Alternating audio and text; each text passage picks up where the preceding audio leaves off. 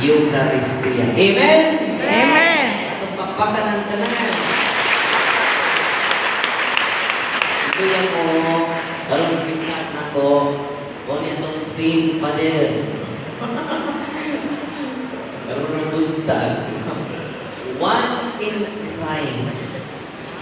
Ako ba na? One in Christ. Dinaya produktibo.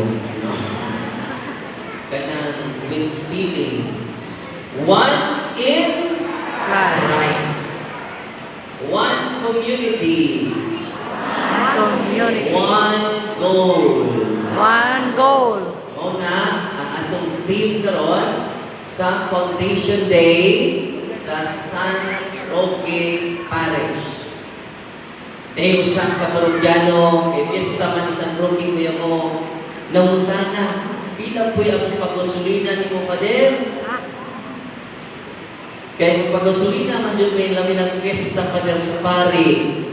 Ningon po ng pari, kada mention ako sa nga ni San Roque, di man or nay sign, na mo inyong pagkasulina na ako.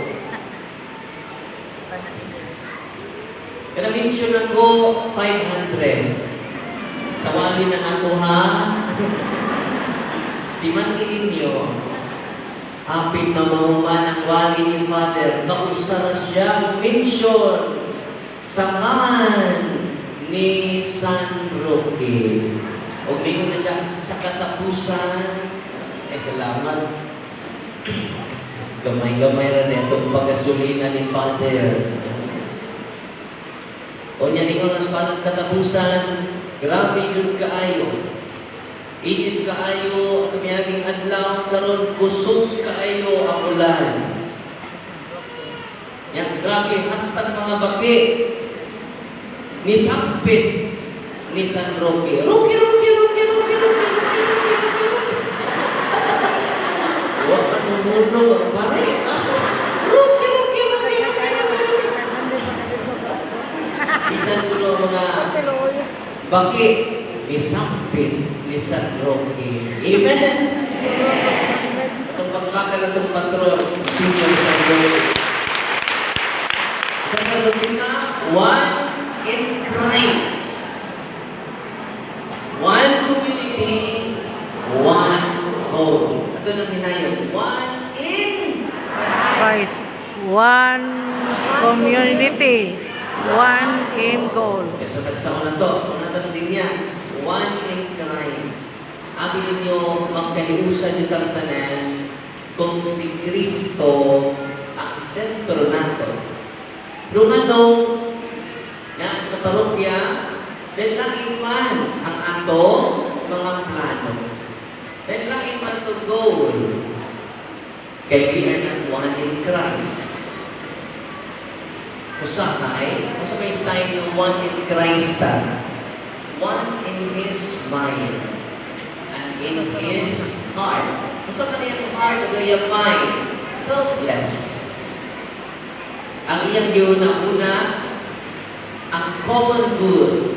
Pero naanan niya rin musod sa atong community na iya ang una-una, iya ang kagalingon, selfishness. Ang iya ang maayong plano, iya ang maayong ambisyon. Maunay makabungkag sa atong parokya. Kinahanglan doon kayo ang faith. Nag-share na ko ni Kuya mo. One in Christ. So kan si Kristo. Sa Filipos 2:9 dito, naanan ni Kristo ang kinaiya sa pagka-Diyos. Apan, iya kinilitalintan. Self-emptying.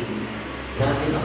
Kung kitang tanan, unahon lang nando ang una-una ni Kristo, magkaiusa ka, we become one. We become united in our parish, in our community. Ngayon doon na may musimang. Selfish. Yun na sa invested interest, gano'n na nalagad siya sa simbahan. Kung ang imong pag-ani sa simbahan, para lang sa imong glorification.